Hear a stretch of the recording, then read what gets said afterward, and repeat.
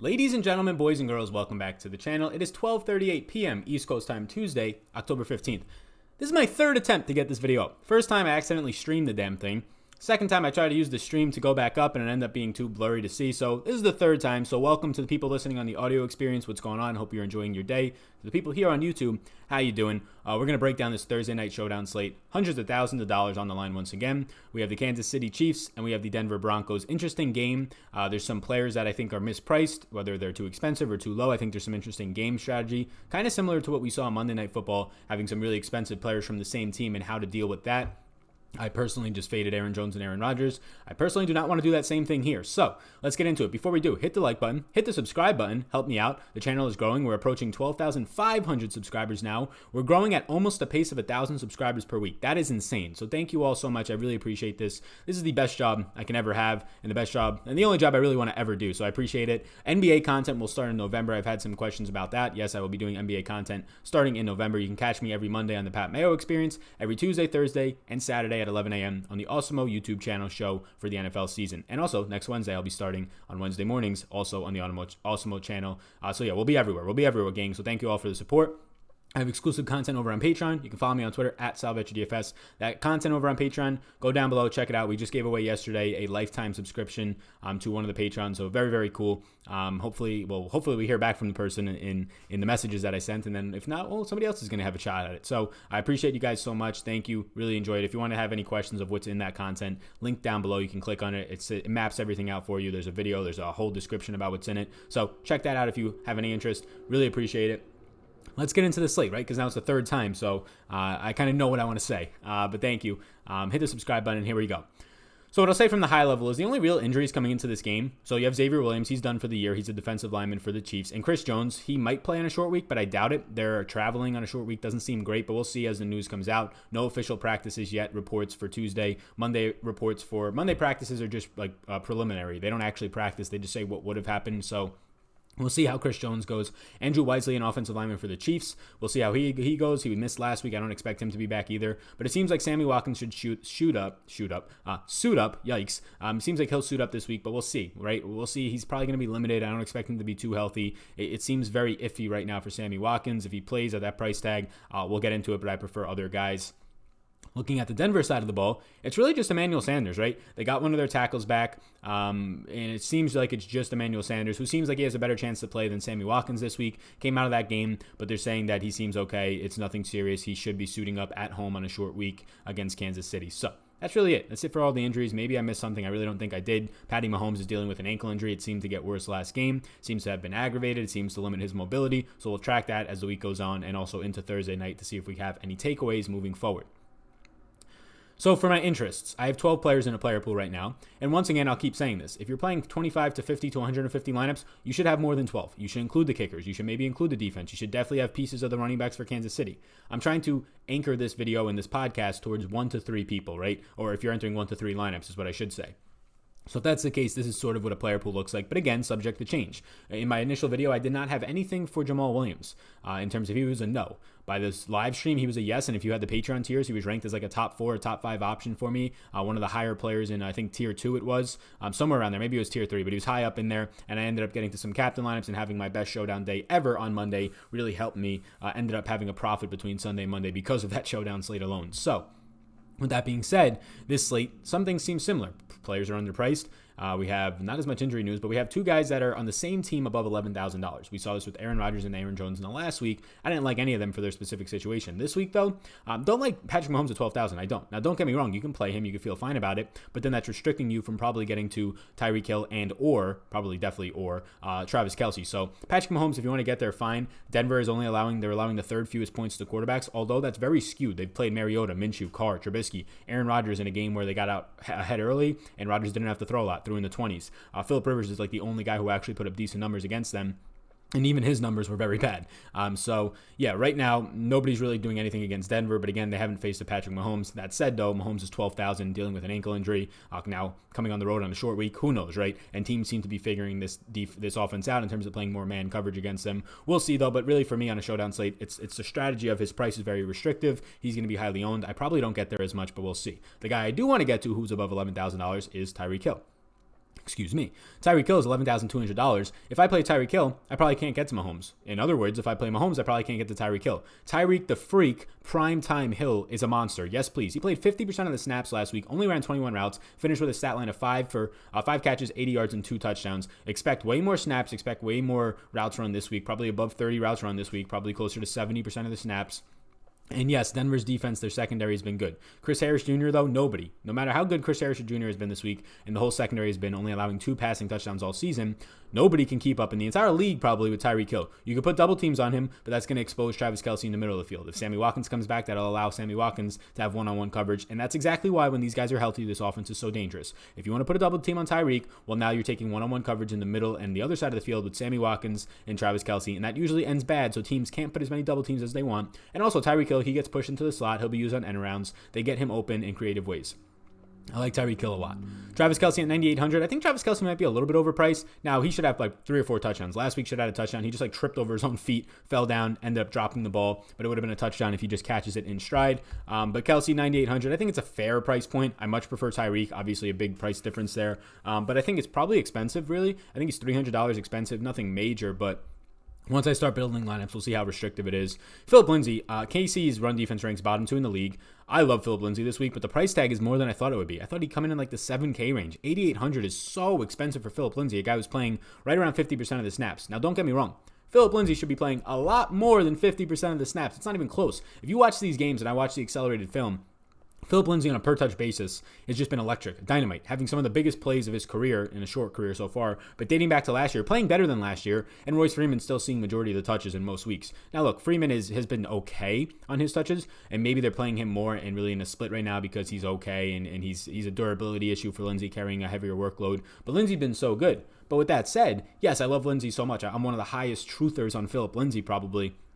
But if he's going to play 50% of the snaps and Freeman's going to play 50% of the snaps for $2,800 less, I still have interest in Lindsay as the guy who breaks the slate, really, due to his pass catching role and just his burst and explosiveness to really be a one-game showdown slate winner, whether it's in the flex or the captain.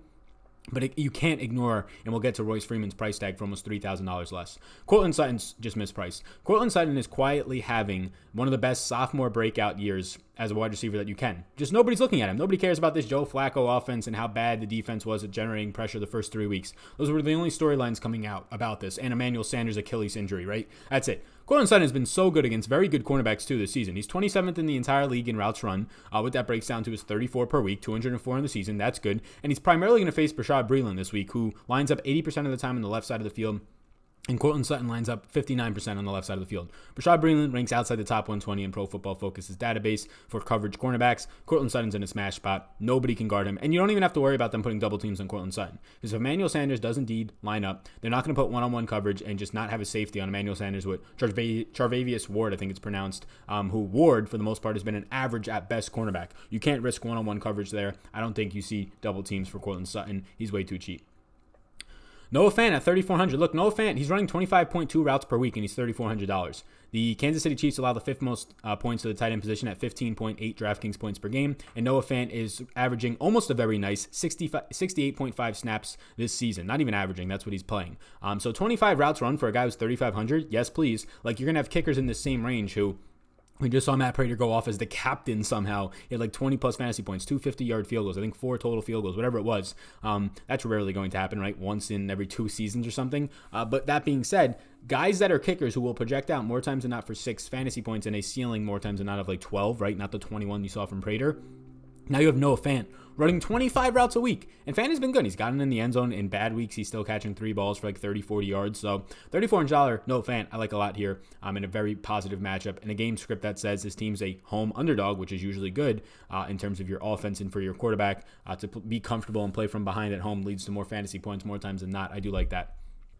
Right now, I prefer Joe Flacco over Patrick Mahomes. Obviously not in real life. We're talking about a one-game showdown slate on DraftKings where Joe Flacco is $4,000 cheaper, allows me to get the pieces of my lineup that I like more, allows me to get to Tyreek, some of these other guys that I like Courtland Sutton, and still have a quarterback in my lineup, which we know more times than not, on average 4 to 5 times a showdown slate is one with a quarterback in the lineup, if not higher, if not 85% of the time, if not closer to 88% of the time. So Joe Flacco at $8,000 flat, he's a home underdog. When you look at correlation stats and trends, home underdogs for quarterbacks, especially when they're in such a good matchup against this Kansas City secondary that is rostering Kendall Fuller in the slot, Rashad Breeland on the left hash mark, Tre'Davious Ward on the right hash mark, some of the worst cornerback play in the entire league, if not the worst, right behind or right next to the Philadelphia Eagles and the Cincinnati Bengals. Joe Flacco is a small home underdog. The trends show that quarterbacks as home underdogs usually do well. They score a lot of fantasy points, and then when you factor in that they have a 20-plus in team implied total, and they're going to be facing this secondary, I like Joe Flacco at 8,000. Does Joe Flacco have to get me 300 yards and 3 touchdowns? No.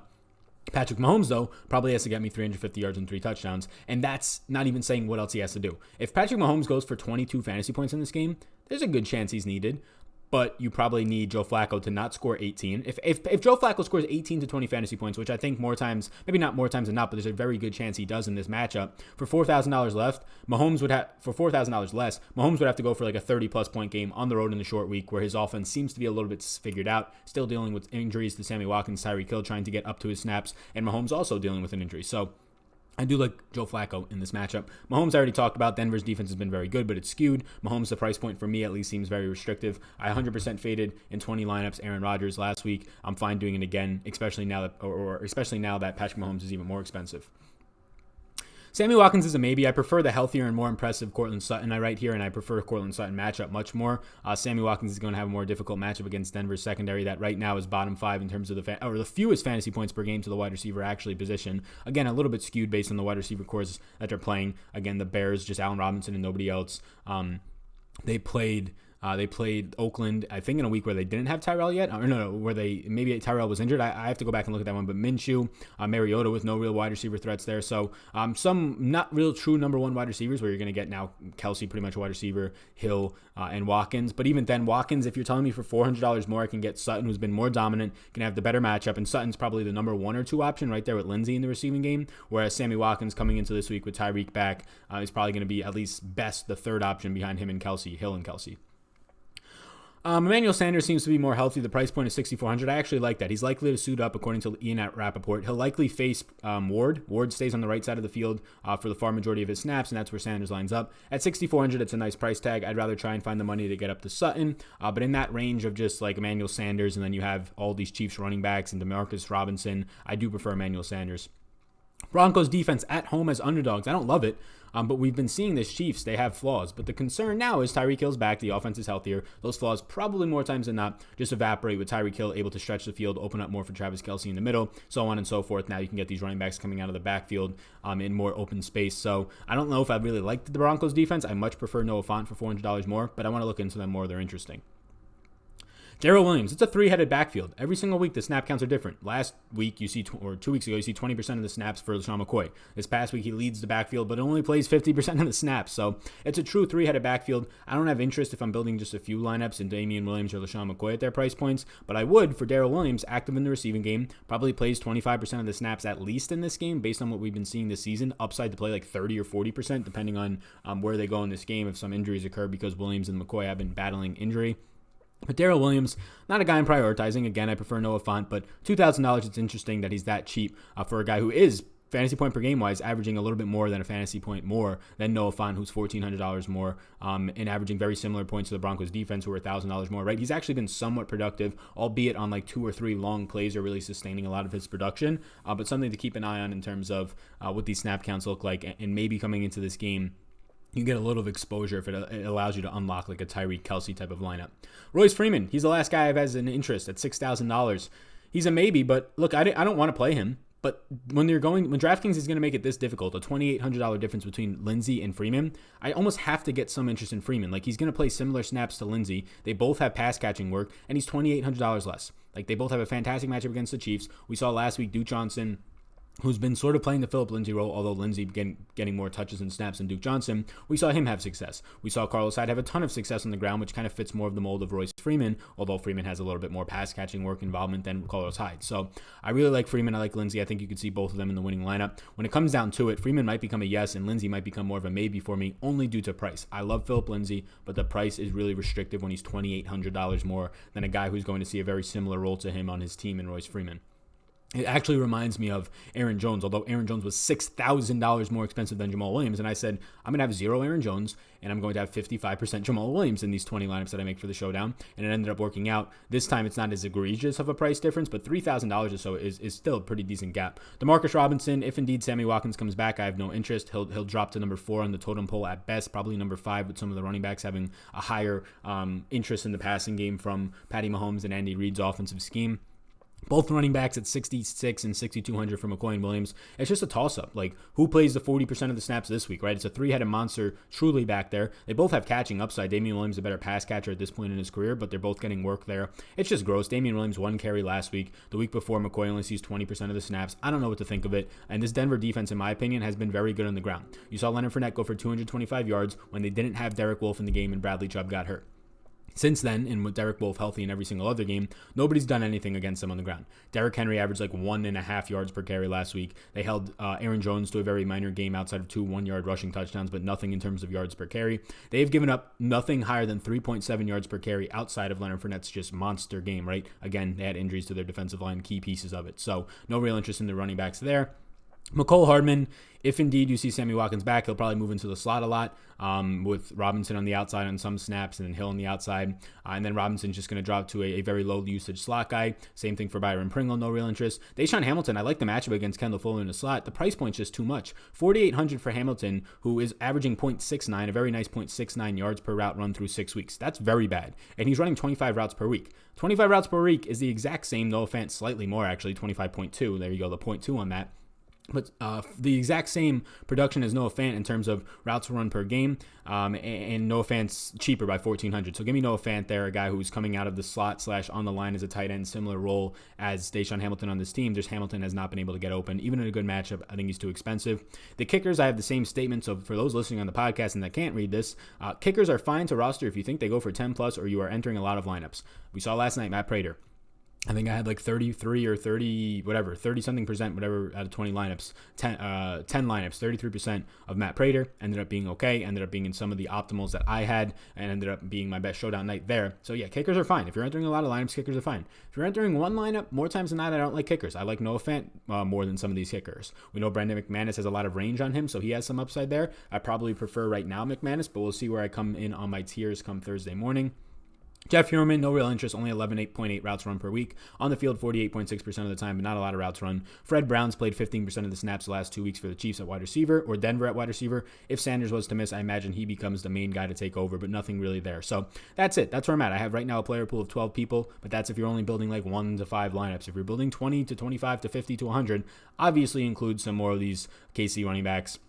Include a Deshaun Hamilton, and definitely include the kickers without a doubt. More defense if you want. But that's where I'm at. I'll be live at 6:30 p.m. Some things will change. You can check me out 6:30 p.m. Thursday night Eastern time. We'll be for 45 minutes to an hour talking the slate. You can also check out Patreon for my tiers. They'll be up on Thursday. All of my other content as well. Thursday and Saturday at 11 a.m. I'll be on Awesomo's channel.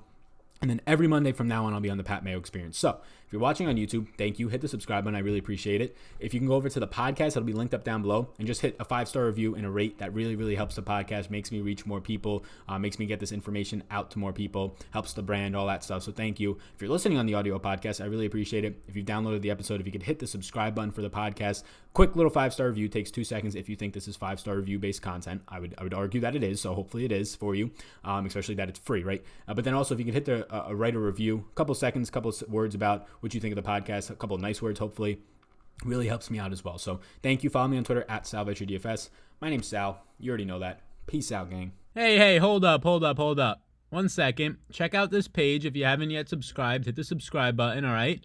And if you're interested in Patreon, if you're not already a Patreon, you can hit that button on Patreon, become a Patreon, it will take you right there. You can also check me out on Twitter at SalVetcherDFS. And hey, if you're interested, this next video that's about to pop up, why don't you check it out as well. See ya.